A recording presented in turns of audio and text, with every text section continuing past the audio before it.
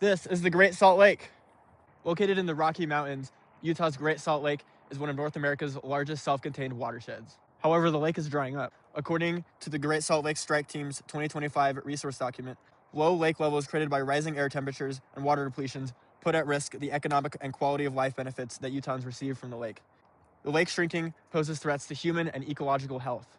The team's 2025 resource document also finds that within 2 hours, Utah County and Cache County can be affected by toxic lake dust. The team also finds that heavy dust samples within the lake bed contain metals such as arsenic, lead, mercury, cadmium, and copper.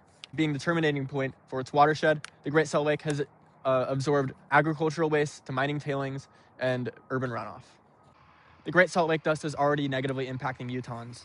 Dr. Garcia of the University of Utah, in a 2025 Utah News Dispatch article about the true cost of living with Great Salt Lake dust, states that further increases of asthma, of emergency room visits, and as he puts it, premature mortality, already costs the state around $30 million annually from increased hospitalizations, increased medical expenses, and the loss of human life. A shrinking lake also poses ecological risks. According to the Utah DNR's 2024 report, over 12 million birds, represented by 339 species, utilize and rely on the Great Salt Lake. Another reason why the lake isn't being fed enough water is because Utah is basically desert. In a 2009 report done by USU professors Robert R. Gillis and R. Douglas, they find that outside of mountainous regions, such as these, much of the water that hits the ground is lost to evaporation and groundwater storage. The lake also isn't being fed enough water because people are diverting it for use. According to the Utah DNR's 2021 Water Resources Plan, municipal uses like houses, lawns, as well as businesses and industrial uses only account for around 25% of all water use, while another 75% of water use goes directly for irrigation, for crops, and agriculture. With threats posed to human and ecological health, the state of Utah has already made attempts to conserve water. One successful initiative aimed at municipal use was the 2024 DNR Water-Wise Landscaping Initiative. This program saw qualifying residents receive anywhere from $1 to $3 per square foot of grass turf lawn that they remove, and instead put in water-wise landscaping, like this house behind me. The DNR estimates that this initiative costed only $7 million and increased flow of water to the lake by 100 million gallons annually in a semi-permanent way. Conservation efforts by the state of Utah incorporate agricultural users as well. This has largely been in the way of government subsidies and resources to help farmers upgrade irrigation and sensor systems to be more water efficient. The USU researcher Mayar Baez-Rudbari, in a KUER interview, notes that the Utah Department of Agriculture, their water optimization program, helps farmers by setting aside $276 million to modernize sprinklers and canals.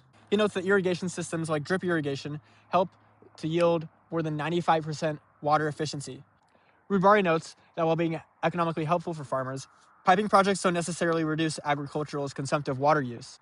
With an increase in water efficiency, farmers are better able to expand their operations and grow more profitable but water-intensive crops like alfalfa, grass hays, and irrigated pastures. When it comes to municipal use, the DNR's 2021 Water Resources Plan notes that outdoor municipal uses like lawns represent around 60% of all municipal use. In Utah's case, I believe conservation by attacking outdoor water use should be done through policies that affect all homeowners.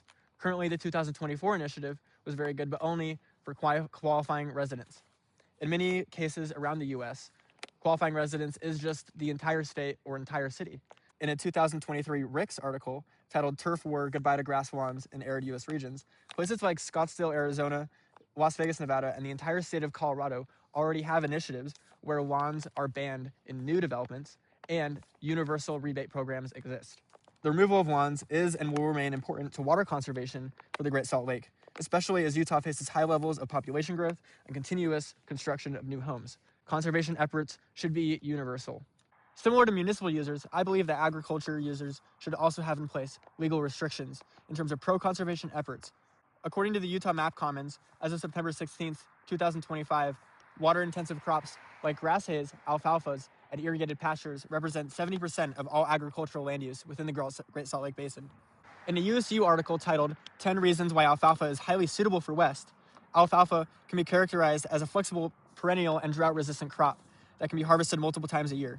These aspects of the plant lend alfalfa and grass hays and irrigated pastures to be highly flexible for farmers, as consistent demand for animal products incorporates consistent demand for food to feed these animals. However, alfalfa and crops like it are only drought-resistant and means of survival. Without water, its deeper roots can utilize soil moisture for survival until the next irrigation cycle. However, growing the quality and quantity of these crops requires consistent water usage to be economically viable. Utah's efforts to make agriculture more water efficient seems to be undercut by the fact that there's little to no scrutiny given to the amount of crops and type of crops that can be grown by farmers within the basin. The Great Salt Lake water crisis poses an existential threat to northern Utah. Though some conservation efforts are being made and some efforts are being successful, true long-term water sustainability can only be achieved through systemic change.